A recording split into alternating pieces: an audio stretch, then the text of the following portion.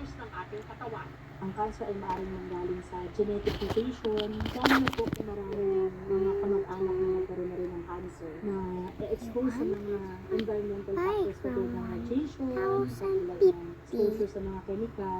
Wala pong kinalaman ito sa pagkain. Basta lang siya nangyayari. So niya, bunsod got ng away. 2022 elections at mga negatibong comment o bashing sa kanya.